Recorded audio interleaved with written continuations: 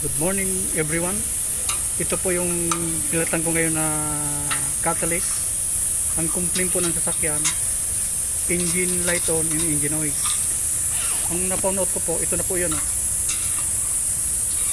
Yung kanito, dapat ito hanggang dito lang sa loob yan. Yung catalyst niya hanggang dito yan. May butas po ito sa loob. So anong nangyari, yung laman sa loob niya, yung parang honeybee ng catalyst, yung sumasala sa dumi, umabanti po. Kaya anong nangyari ito, yan na po nangyari dyan. Kaya pa sa loob ng sasakyan nagka-clack na. So kaya ang ginawa ko po, ito na po yung bago ngayon, bago ng catalyst. Pinalitan ko ng bagong catalyst. Yan na po. Para matanggal yung catalyst, ipo-pull down nyo po yung buong suspension subframe, steering, tatanggalin lahat. Yan po ang nangyari niya, no? Ang dami pong trabaho. Lalo po kung magpapalit ka ng transmission oil, ito po, ibababa nyo po to. Kasi ito, ang clearance lang, ang ganyan lang yan eh. Ang ganyan ang clearance niyan.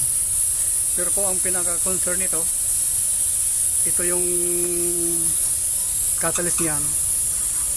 Pag gumandar yung makina, maingay dahil sa sira na po yung laman loob ng catalyst na yan. Kaya sa visual inspection, nakita ko po yung catalyst na sira na po yung loob.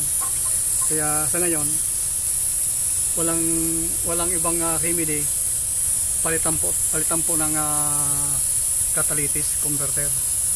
Kaya ginawa ko, buong suspension binaba. Tingnan po to, ibaba mo yung buong suspension para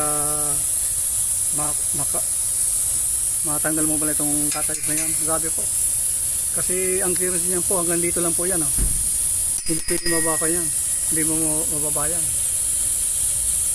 Ito pong komplento related po sa drivability concern. Engine light on, saka engine noise. Yan po ang kunito. Yan po ang complaint ng may-ari nito. Kaya sa scan tool, nakita ko po na may kung dito, may DTC code. May hard pull po to yung right side catalyst. Hard pull to yan kasi ito nasira na yung loob. Nasira na po yung loob. Ito na po yan. Ito na po yung ganayan. Yan po yan. Nasira po yung loob niya. Kaya laging nagbibigay ng engine light, lagi nag-engine light on saka maingay pag unang andar, klak. Kaya nasira yan. Yan po. Bali, mabigat din ba ng trabaho po ito eh. Sinimulan ko kahapon to, ngayon ko lang nakabit tong yung bago na catalyst assembly. Dalawa po yan eh, primary sa secondary, 1, 2, dalawa po yun, left and right. Kaya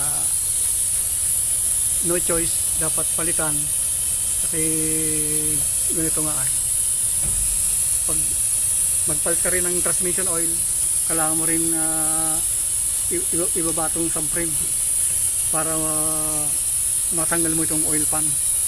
Ngayon po, nagpalit na rin po ako ng transmission ng catalyst. Papalitan ko na ng transmission oil para sa sunod na service okay na, wala nang problema.